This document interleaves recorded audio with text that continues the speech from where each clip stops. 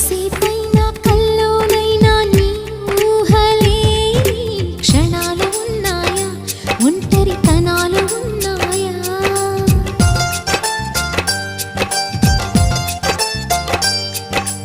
ఏం చేస్తున్నా ఎటు చూస్తున్నా ఈ రూపులోనే ప్రతిదీ చూస్తున్నా నిన్నే ప్రపంచమంటున్నా.